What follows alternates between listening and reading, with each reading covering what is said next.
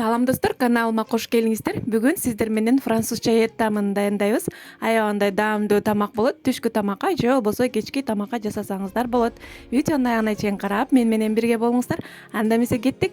Эң биринчи пиязыбызды арчып, жууп, тазалап, ушундай кылып турап алабыз. Майда-майда кылып турап алабыз.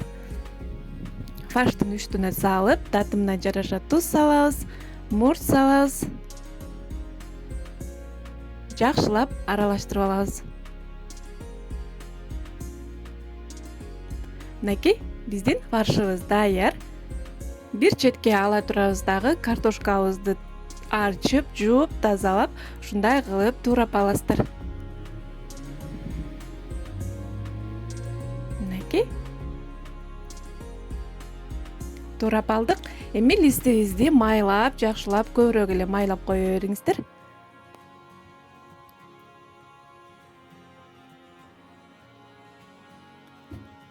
Андан кийин турап алган картошкаларыбызды ушундай кылып тизип чыгабыз. Картошканы көбүрөөк кошо берсеңиздер деле болот. 2 слой кылып деле салсаңыздар болот. Картошканы жакшы көргөндөр үчүн. Мынакей ушундай кылып салып чыгабыз. Андан кийин картошканын үстүнө туз жана кара мурч сепкен жери ушу кадрга түшпөй калыптыр. Сиздер болсо унутпай сөзсүз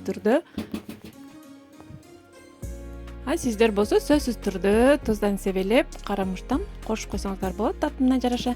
Андан кийин биздин даярдап алган фаршыбызды салып, андан кийин биз соус даярдап алабыз. Сметана менен жасашат көбүнчө, а мен болсо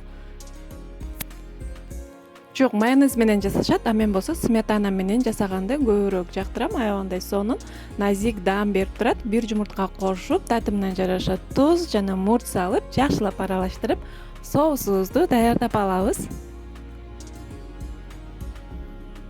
Мынакей дайын. Эми помидорду дагы жууп, тазалап, турап алдык.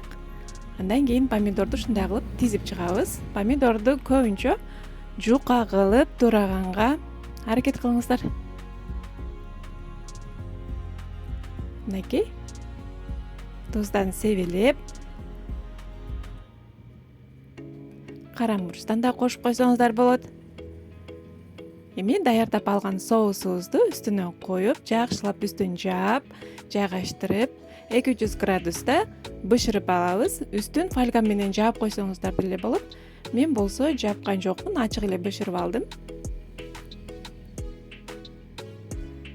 Мынакей духовкага салдык. Биздин тамагыбыз бышышына 10 минутта калганда ушундай кылып сырды үстүнө себелеп чыгабыз. А сырды болсо моцарелла же болбосо сулугин сырын колдонсоңуздар болот. Аябандай даамдуу болот. Ушундай кылып үстүн жаап, жакшылап себелеп чыгабыз дагы. Духовкага кайра 5 минутага жиберебиз. Биздин сырыбыз ийирип чыгыш керек. Мынакей, биздин тамагыбыз даяр болду. Аябандай даамдуу, жыты буркураган сонун тамак болду. Эми дасторконго ысык кезинде тарта берсеңиздер болот.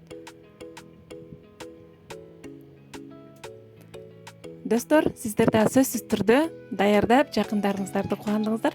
Аябандай даамдуу даам болот. Көңүл бурганыңыздар үчүн чоң рахмат.